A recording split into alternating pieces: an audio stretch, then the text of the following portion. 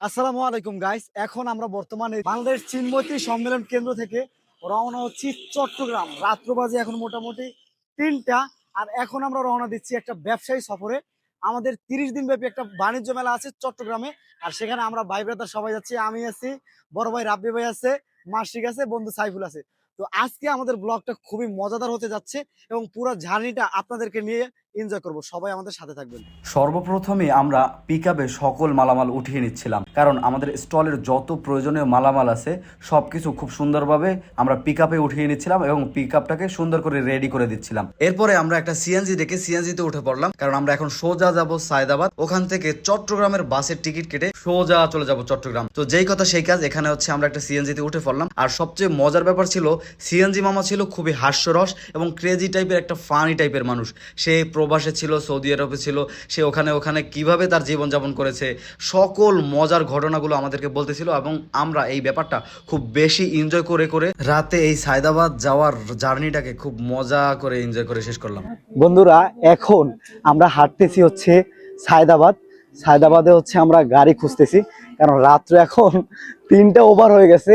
এখন তো গাড়ি পাওয়া মুশকিল, তাই হচ্ছে আসলে চট্টগ্রামের গাড়ি কোনটায় আছে ওইটা খুঁজতেছি, আমি আর আমার বন্ধু সাইফুল।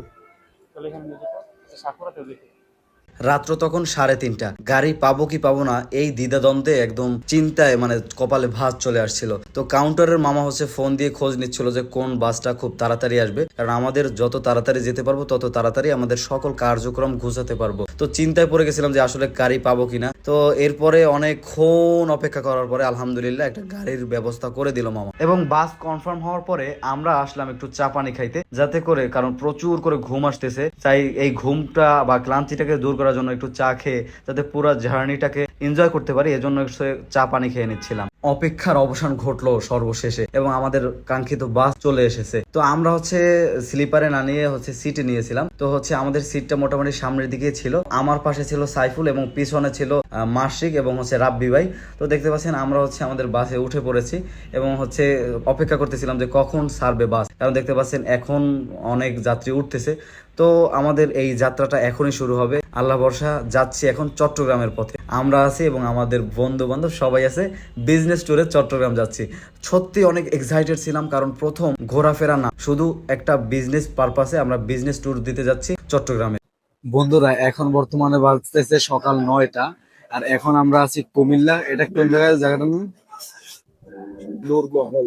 নূরমহল, আচ্ছা। নূরমহল রেস্টুরেন্টে আছি আমরা, হোটেলে আছি। তো এখানে হচ্ছে আমাদের যাত্রা বিরতি দিয়েছে।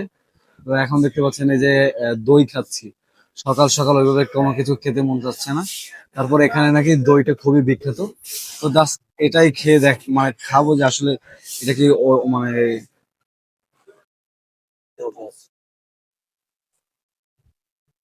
হ্যাঁ, দইটা মোটামুটি মাশাআল্লাহ খুবই ভালো। এই যে মাসিক বসে আছে এখানে, আর এখানে আছে হচ্ছে রাব্বি ভাই। রাব্বি ভাই তো পুরা মুডে আছে, মুডে। ঠিক আছে। আর সাইফুল হচ্ছে গাড়ির মধ্যে ঘুমাইতেছে, ওনাকে খাবে না, নামেই নাই ও। কারণ সাইফুল বেশি ক্লান্ত, ও ঘুমে চোখে দেখে না, ওয়াশরুমেও যায় না নেমে, আর খাবার দাবার তো কিছুই খায় না।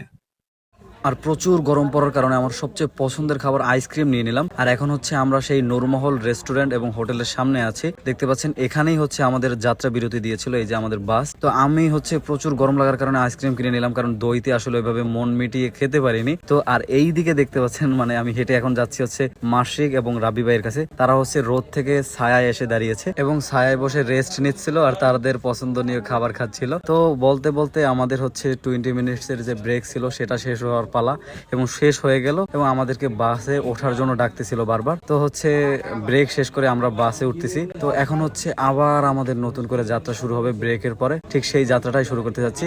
আর সাইফুল তো এখানে মোটামুটি ঘুম দিয়ে একদম মানে ও বাহিরে খাবার খেতেও বের হয় না এবং ওয়াশরুমে যাওয়ার জন্য বের হয় না।